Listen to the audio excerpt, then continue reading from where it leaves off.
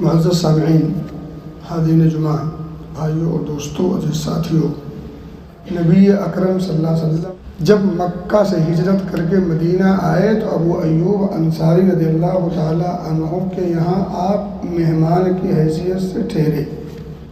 حضرت ابو ایوب انصاری رضی اللہ تعالیٰ عنہ نے خوب ضیافت کی، محبت کا حق ادا کرنے کی پوری کوشش کی۔ اسی قصے میں آپ نے یہ سنا ہوگا کہ ایک دن نبی اکرم صلی اللہ علیہ وآلہ وسلم کے ہاں کھانا بھجوایا اور انہوں نے کھانا نہیں کھایا، کھانا جوں کا توں واپس کر دیا۔ پوچھا کہ اللہ کے رسول صلی اللہ علیہ وسلم آخر کیا وجہ ہے آج آپ نے کھانا نہیں کھایا؟ تو آپ نے فرمایا کہ اس کھانے کے اندر لہسن ہے۔ آپ صلی اللہ علیہ وسلم نے لہسن کے پڑنے کی وجہ سے وہ کھانا تناول نہیں کیا، نہیں کھایا۔ وجہ کیا تھی؟ کیونکہ اس کے کھانے سے منہ میں بو پھوٹتی ہے جو مناسب نہیں لگتی، کیونکہ آپ صلی اللہ علیہ وسلم کے پاس ظاہر سی بات ہے جبریل امی کا آنا جانا ہوتا ہے۔ جس طرح سے انسانوں کو بو سے، بدبو سے تکلیف ہوتی ہے، اسی طرح سے ملائکہ اور فرشتوں کو بھی بدبو سے تکلیف ہوتی ہے۔ جیسے ہی حضرت ابو ایوب انصاری رضی اللہ تعالیٰ عنہ نے یہ جملہ سنا، انہوں نے فوراً کہا انی اکرہ ما تکرہ، جو چیز آپ کو ناپسند ہے وہ مجھے بھی ناپسند ہے، چھوڑ دیا کھانا۔ یہ جو چیز ہے لہسن کھانا نہ کھانا، اس سے آپ کے دین پہ کوئی فرق نہیں پڑتا۔ آپ زندگی بھر کھائیں، ہر کھانے میں کھائیں، فائدے ہیں اس کے، اس میں کوئی شبہ نہیں، طبی اعتبار سے، جسمانی اعتبار سے اس کے بڑے فائدے ہیں۔ آپ کھائیں نہ کھائیں اس سے کوئی فرق نہیں پڑتا آپ کے دین پر، لیکن جانثاری کا اور محبت کا ایک پیمانہ ہے یہ۔ جیسے ہی ابو ایوب انصاری رضی اللہ تعالیٰ عنہ نے نبی اکرم صلی اللہ علیہ وسلم کی زبان سے یہ کلمہ کہتے ہوئے سنا، اس وجہ سے میں نے نہیں کھایا ہے، فوراً بول پڑتے ہیں انی اکرہ ما تکرہ، مجھے کیسے پسند ہو سکتا ہے جو آپ کو ناپسند ہو، چھوڑ دیا۔ یہ تو چھوڑنے والی بات ہے۔ آپ نے وہ واقعہ بھی سنا ہوگا کہ نبی اکرم صلی اللہ علیہ وسلم کے ایک صحابی ہیں انس بن مالک خادم رسول، وہ ایک بار نبی اکرم صلی اللہ علیہ وسلم کی دعوت میں ساتھ تھے۔ ایک درزی نے انہیں دعوت دی تھی اور روٹی سامنے پیش کیا تھا اور بھنا ہوا گوشت اور اس کے اندر کدو تھا، دباء۔ نبی اکرم صلی اللہ علیہ وسلم کے سامنے جب وہ کھانا پیش کیا گیا، آپ صلی اللہ علیہ وسلم کدو کو ڈھونڈ کے کھا رہے تھے۔ حضرت انس کہتے ہیں اس کے بعد سے فلم ازل احب من یومئذ، اس دن سے کدو سے مجھے بھی پیار ہو گیا۔ کدو کھانے نہ کھانے سے آپ کے ایمان پر، آپ کے جنت و جہنم پر کوئی فرق نہیں پڑتا، لیکن بتانا یہ ہے کہ صحابہ آپ صلی اللہ علیہ وسلم کی ایک ایک ادا پر، اس ادا کا تعلق مکمل دین سے ہو، آخرت سے ہو، رب کی رضا سے ہو، یا اس کا تعلق خالص دنیا سے ہو، ہر ناحیے سے وہ آپ کی ادا کو ٹٹولتے تھے، اور جیسے کسی ادا کا پتہ چلتا فوراً اس پر لپک پڑتے تھے۔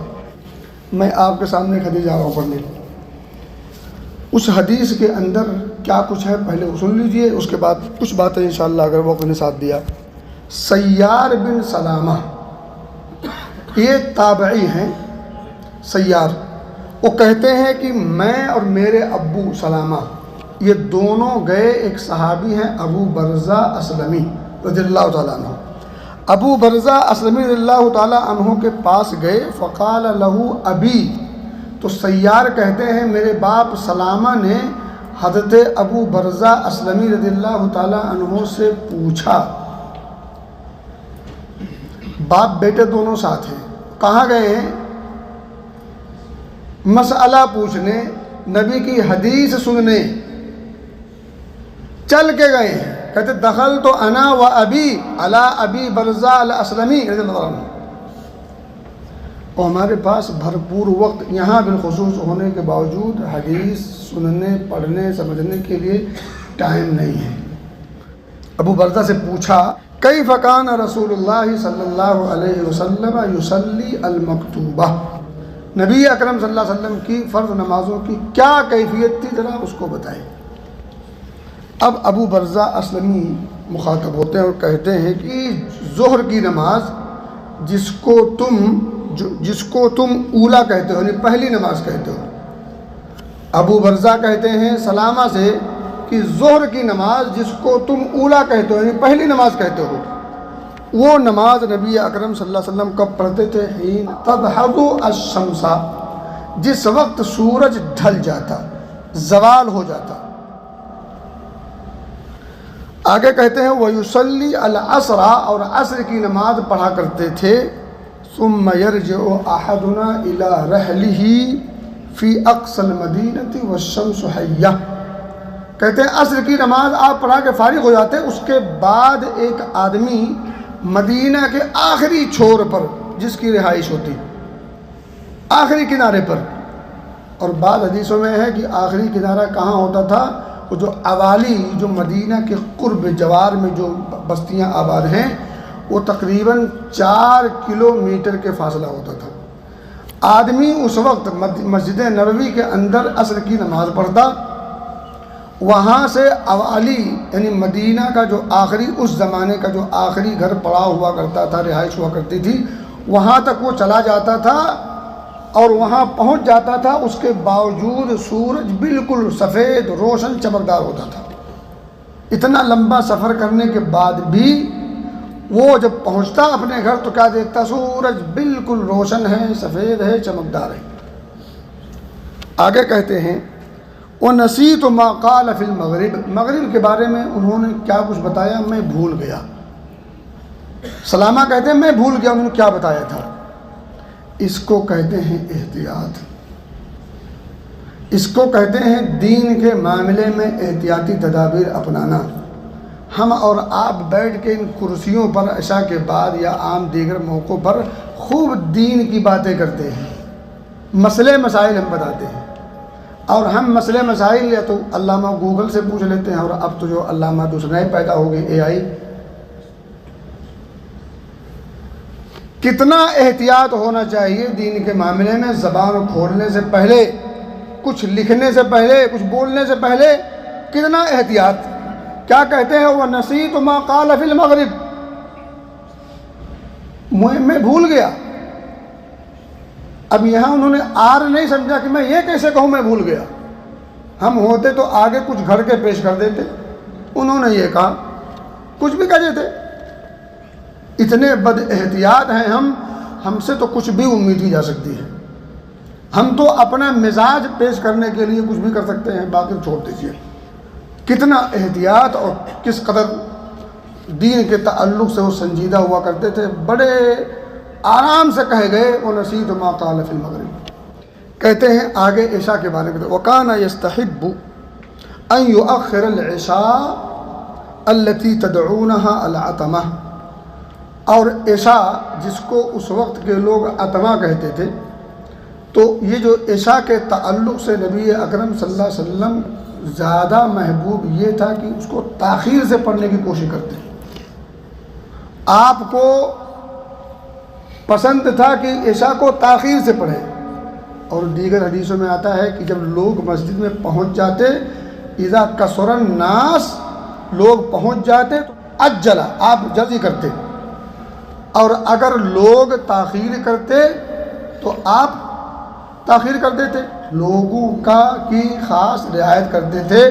یہ اور بات ہے آپ کو پسند تھا کہ عشاء کو تاخیر سے پڑھیں، اور کبھی کبھی اتنی تاخیر کر دے کہ رات کا پہلا تہائی حصہ ختم ہو جاتا، اور صحابہ موجود ہوتے تھے، صحابہ مسجد میں بیٹھ کے اونگھتے تھے، اور ایسے اونگھتے تھے کہ اونگھ کے وہ گر پڑتے تھے، حدیثوں میں سب ہے۔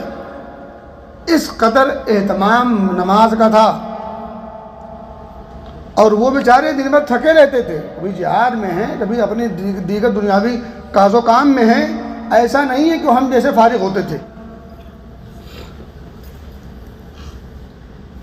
مشغول، تھکاوٹ سے چور ہوتے تھے۔ مسجد میں آ کے انتظار کر رہے ہیں کہ نبی محترم مسجد کے اندر آئیں، نماز پڑھائیں، نماز کا انتظار ہو رہا ہے، کتنا کہ رات کا پہلا تہائی حصہ ختم ہو جاتا ہے۔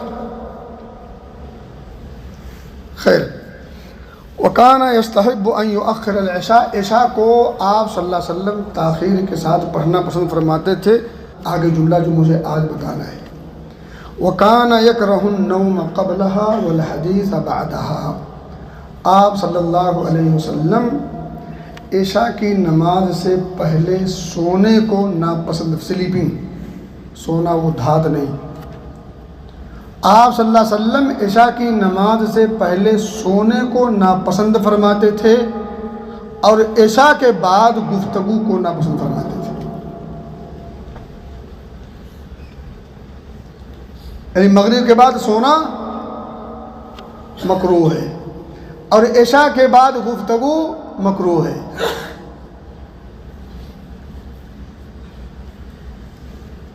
پھنس گئے ہم تو، مارے گئے۔ میرے بھائی ایک بات دھیان رکھیں، ہم سماج اور مزاج ان دونوں کے اعتبار سے کام نہ کریں۔ سماج کیا کرتا ہے، سماج کو کیا پسند ہے، ہمیں اس سے سروکار نہیں ہونا چاہیے۔ مزاج کیا کہتا ہے اس کی بھی پرواہ نہیں کرنی چاہیے، کیونکہ سماج میں پڑھیں گے، مزاج میں پڑھیں گے تو آپ کچھ بھی کر سکتے ہیں مگر حدیث پر عمل نہیں کر سکتے، کیونکہ سماج آپ کو حدیث پر عمل کرنے سے روکے گا، مزاج بھی آپ کو روکے گا۔ تو آپ کا مزاج کیا کہتا ہے، آپ کا سماج کس چیز کو پسند کرتا ہے، کہ دونوں چیز چھوڑے بغیر آپ صحیح معنوں میں نبی اکرم صلی اللہ علیہ وسلم کے امتی اور آپ صلی اللہ علیہ وسلم کے صحیح معنوں میں شہدائی نہیں بن سکتے، نہیں بن سکتے۔ چیک کر لیجیے آپ اپنے آپ کو، چیک کیا کرنا، سب کچھ ظاہر ہے۔ آپ صلی اللہ علیہ وسلم کا معاملہ کہتا ہے وَكَانَ يَكْرَهُ النَّوْمَ قَبْلَهَا وَالْحَدِيثَ بَعْدَهَا، عشاء کے بعد گفتگو ناپسند ہے نبی کو صلی اللہ علیہ وسلم۔ اب میں نے شروع میں کیا کہا تھا کہ صحابی نے کہا اکرہ ما تکرہ، اگر آپ کو لہسن پسند نہیں تو مجھے بھی پسند نہیں۔ اب یہاں ہم کہہ سکتے ہیں کہ عشاء کے بعد گفتگو اگر آپ کو پسند نہیں تو ہمیں بھی پسند نہیں، لیکن اس کو کہنے کے لیے جگرا چاہیے۔ آپ نے کیا فرمایا، مجھے ناپسند ہے عشاء کے بعد گفتگو۔ یہاں رک کر کے تھوڑا سا سوچ لیں، عشاء کے بعد گفتگو کرنا اگر وہ خیر ہو، اگر وہ ضروری ہو، اگر اس میں مصلحت ہو، جیسے عشاء کے بعد درس ہو رہا، عشاء کے بعد تقریر ہو رہی، عشاء کے بعد دینی کوئی پروگرام ہو رہا، عشاء کے بعد میاں اور بیوی کی گفتگو ہے، عشاء کے بعد بچوں کی تربیت کے تعلق سے کوئی مسئلہ ہے، یا عشاء کے بعد کسی کی بیمار پرسی کرنا ہے، کسی کی تیمارداری کرنا ہے، کسی کے ساتھ کوئی اور معاملہ کرنا ہے، یہ سب جتنے جائز امور ہیں اس سے روکا نہیں گیا ہے۔ بلا وجہ غیر ضروری کام بیٹھ کے گپ شپ کرنے کا کیا فائدہ ہے؟ کوئی فائدہ نہیں، کوئی فائدہ نہیں۔ آپ کسی بیمار کے پاس گئے بیمار پرسی کے لیے، بالکل جائیں، بالکل جائیں۔ بچے کو پڑھانا ہے، کوئی ٹائم نہیں عشاء کے بعد کے علاوہ، آپ عشاء بعد پڑھائیے، کوئی حرج نہیں۔ لیکن بیٹھ کے گپ شپ کرنا، یوں ہی بات چیت کرنا اور یوں ہی ٹائم ضائع کرنا، خوش گپیوں میں وقت کو ضائع اور برباد کرنا، اس کے کئی نقصانات ہیں۔ پہلا نقصان وقت کا ضیاع، وقت کے بارے میں سوال ہوگا۔ دوسرا نقصان کیا یہ نہیں ہے کہ اگر آپ کوشش کرنا چاہتے ہو قیام اللیل تہجد پڑھنے کے تو یہ چیز بیچ میں رکاوٹ بنے گی، جتنا دیر جاگیں گے اتنا دیر میں نیند کھلے گی، فجر کی نماز بھی ضائع ہونے کا پورا اندیشہ ہے۔ اب رک کر کے ہی سوچیں کہ نبی اکرم صلی اللہ علیہ وسلم عشاء کے بعد گفتگو کرنے کو ناپسند فرما رہے ہیں، اور علماء اس کی حکمت یہ لکھتے ہیں کیونکہ اگر عشاء کے بعد ہم گفتگو کریں گے، گپ شپ کریں گے، یوں ہی ٹائم ضائع کریں گے، لا یعنی اور فضول چیزوں میں ہم اپنے آپ کو لگائے رکھیں گے، تو اس کا سب سے بڑا نقصان یہ ہوگا کہ فجر کی نماز ضائع ہو جائے گی۔ اور نفلی طور پر نقصان یہ ہوگا کہ آپ اگر تہجد کے لیے اپنے آپ کو تیار کرنا چاہتے ہیں تو آپ تیار نہیں ہو پائیں گے۔ یہ دو فائدے اور دو نقصان ہیں۔ پہلے سونے کے یہ دو فائدے ہیں اور بلا وجہ وقت کو ضائع کرنے کے یہ دو نقصان ہیں، اور بھی نقصانات ہیں لیکن یہ دو اہم ہیں۔ ابھی یہیں لگا لیجیے اندازہ کہ عشاء کی نماز کی اہمیت اور فجر کی نماز کی اہمیت، ایک بالکل کلیئرلی الفاظ موجود ہیں، دوسرا اشارہ کر رہا ہے۔ عشاء یہاں موجود ہے، عشاء کا لفظ موجود ہے، اور پھر وہاں فجر کا یہاں اشارہ ہو رہا ہے۔ اب آپ سوچیں ان دو نمازوں کے بارے میں نبی اکرم صلی اللہ علیہ وسلم کہ جو شخص عشاء کی نماز جماعت کے ساتھ پڑھ لے، جماعت کے ساتھ، من صلی العشاء فی جماعہ، جس شخص نے عشاء کی نماز جماعت سے پڑھی، فکأنما قام نصف اللیل، آدھی رات قیام اللیل کرنے کا ثواب ملے گا۔ آپ عشاء پڑھیے، جا کے سو جائیے، آدھی رات پھر بھی آپ کو قیام اللیل کرنے کا ثواب ملے گا۔ من صلی الفجر فی جماعہ، اور اگر فجر کی نماز بھی جماعت سے پڑھ لے، فکأنما قام اللیل کلہ، پوری رات قیام اللیل کرنے کا ثواب ملے گا۔ یہ ہے صرف جماعت کے ساتھ نماز پڑھنے کی فضیلت اور اجر و ثواب اور نیکی اور فائدہ۔ جماعت کے ساتھ پڑھنے کی یہ برکت ہے، صرف نماز کی برکت کی بات نہیں ہو رہی، نماز کے فوائد کی بات نہیں ہو رہی، صرف جماعت سے پڑھنے کی بات ہو رہی ہے۔ جماعت سے اگر آپ نے پڑھی تو آدھی رات قیام اللیل کرنے کا ثواب ملے گا۔ کون سی نماز؟ عشاء پڑھ لی تو، اور اگر فجر بھی پڑھ لی تو پھر پوری رات قیام اللیل کرنے کا ثواب ملے گا۔ یہ جماعت کی بات ہو رہی ہے۔ اور اگر نماز بھی پڑھا کریں تو پھر کتنا ثواب ملے گا، کتنی نیکیاں، کتنی برکات، کتنے فیوز، کتنا اللہ کی رضا، اس کو خوشنودی۔ اگر صرف جماعت کا یہ عالم ہے تو پھر پوری نماز کا کیا عالم ہو؟